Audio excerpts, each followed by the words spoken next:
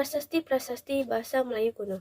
Meskipun disepakati bahwa bahasa sebenarnya adalah lisan, bukan tulisan, kehadiran tulisan atau aksara menyebabkan jejak peradaban manusia menjadi lebih mudah diteroka. Contohnya jelas sekali, bahasa yang dipakai Proto dan Diotra Melayu saja tak mungkin dapat kita kenal sekarang karena ditimbun waktu.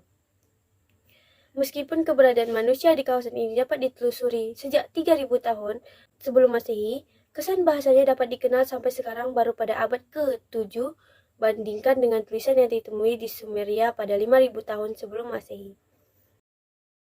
B. Menulis Melayu klasik.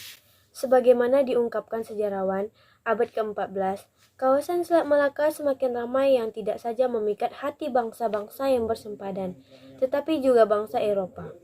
Dapat disimpulkan bahwa perkembangan bahasa Melayu mengalami fase baru dengan kukuhnya kemaharajaan Melayu yang berpusat di Malaka. Dengan diplomasi dan ketangguhan angkatan lautnya, Malaka mendominasi perdagangan yang tidak saja berpengaruh besar di Selat Malaka, tetapi juga Indonesia sekarang. Munculnya bahasa Melayu sebagai pemersatu komunikasi tentu tidak susah ditebak.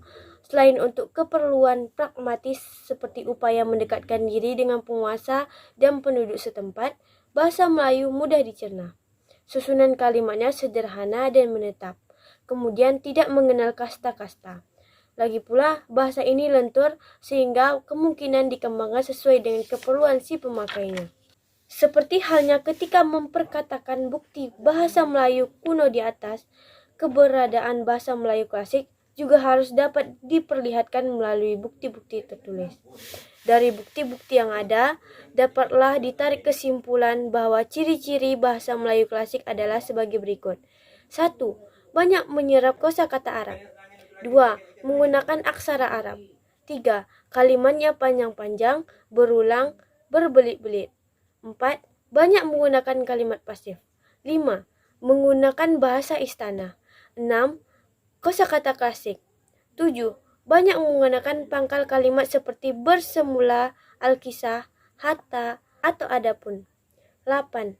Banyak menggunakan kalimat sungsang. Dan 9. Banyak menggunakan partikel pun dan lah. C. Raja Ali Haji, bahasa Melayu modern. Penandaan perkembangan bahasa Melayu klasik ke bahasa Melayu modern terutama terlihat dari beberapa hal, yakni karya tulis yang muncul sebagian besar sudah menerapkan nama penyusun walaupun karya tersebut merupakan kutipan dari tradisi lisan yang telah luas diucapkan masyarakat. Perenungan dan pemikiran mengenai bahasa telah dinyatakan secara terang-terangan. Ada upaya menata bahasa. Kosakata bahasa Arab makin banyak masuk dalam bahasa Melayu. Telah memperlihatkan pengaruh bahasa asing selain Arab dalam bahasa Melayu seperti bahasa Belanda dan Inggris. Dan orientasi penerbitan karya mengarah pada umum sehingga memberi kedinamisan menggunakan bahasa dengan mempertimbangkan masyarakat secara lebih luas. Dari ciri-ciri di atas, tidak salah meletakkan Raja Ali Haji sebagai tokoh utama dalam perkembangan bahasa Melayu modern, kemudian mengangkatnya sebagai pahlawan nasional Indonesia. Sebabnya melainkan menghasilkan karya sastra gemilang. Raja Ali Haji menulis buku tata bahasa yang tidak pernah dilakukan manusia Melayu sebelumnya, yakni Bustanul Katibin dan Kamus Pengetahuan Bahasa. Patut diakui, pengelutan bahasa Melayu modern ini dilatar belakangi dengan semakin melemahnya kemaharajaan Melayu baik secara politik maupun ekonomi. Puncak kemerosotan ini terjadi ketika ditandatanganinya Traktat London 1824 yang memisahkan Melayu di kawasan Selat Malaka menjadi dua bagian. D. Melayu Riau asal bahasa Indonesia. Peningkatan kepopuleran bahasa Melayu sama sekali bukan karena jumlah murid sekolah pada zaman VOC yang besar. Menjelang keruntuhan VOC pada tahun 1779 diperkirakan murid sekolah tidak melebihi 7.000 orang. Keadaan demikian juga yang menyebabkan pemuda-pemuda yang berada dalam pengaruh atau penjajahan Belanda akibat Traktat London 1824 sebagaimana disebutkan pada bagian atas, mengikrarkan seperlunya suatu bahasa kebangsaan dalam sebuah negara. Berasal dari berbagai organisasi pemuda seperti Jong Java, Jong Slebes, Jong Sumatera, dan sebagainya. Pada tanggal 28 Oktober 1928, Mereka menyatakan diri sebagai bangsa Indonesia dengan satu bahasa, yakni bahasa Melayu, yang kemudian disebut sebagai bahasa Indonesia. Peristiwa ini dinamakan sebagai Sumpah Pemuda. Khusus pernyataan tentang berbahasa satu, yakni bahasa Indonesia, kemudian dipandang dari sudut kebudayaan, merupakan suatu lompatan pikiran yang luar biasa. Pasalnya antara lain sebelumnya memang belum dikenal sebutan bahasa Indonesia, bahkan kata Indonesia itu sendiri masih tergolong asing. Sebaliknya, hal semacam ini tidaklah aneh karena peristiwa tersebut merupakan kejadian penanaman terhadap sesuatu yang memiliki sejarah bersama.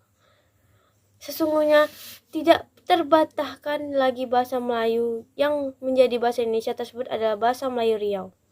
Penanaman bahasa Melayu Riau berkaitan langsung dengan penggunaan bahasa Melayu yang tersebar antara kawasan Selat Malaka dan Pantai Timur Sumatera. Di latar belakangi faktor sejarah dan dinamika yang harus ditelusuri sejak masa Maratakus. Sejak lama, pakar bahasa dan budaya bersepakat mengatakan bahwa bahasa Indonesia tersebut berasal dari bahasa Melayu Riau. Bahasa ini kemudian dicantumkan dalam Undang-Undang Dasar UUD 1945 sebagai bahasa negara Indonesia dengan nama Bahasa Indonesia, mengirimi kemerdekaan bangsa Indonesia dari penjajahan tanggal 17 Agustus 1945. Tak pelak lagi, sejak saat itu pula perkembangan bahasa Melayu Riau menjadi lebih dinamis karena berbagai bahasa daerah ikut memperkaya, terlepas dari sisi negatif terhadap perkembangan bahasa Melayu Riau itu sendiri. Maklum, bahasa daerah itu sendiri saja sekitar 360 bahasa. Belum lagi faktor perkembangan lain termasuk unsur serapan dari bahasa asing di tengah dinamika kebangsaan Indonesia. Dialek dalam bahasa Melayu Riau. Secara garis besar, dialek dalam bahasa Melayu Riau dapat dibagi ke dalam 6 kelompok sebagai berikut. 1. Dialek masyarakat asli. Dialek masyarakat asli merupakan ragam bahasa Melayu tertua di Riau. Ragam ini dipakai oleh komunitas adat yang tergolong pada Proto Melayu seperti masyarakat Sakai yang banyak tinggal di Kabupaten Bengkalis dan Talang Mamak di Indragiri Hulur. Pemakaiannya amat terbatas yakni di lingkungan masyarakat itu sendiri. 2. Dialek Petalangan. Dialek Petalangan lebih mudah dari dialek masyarakat asli.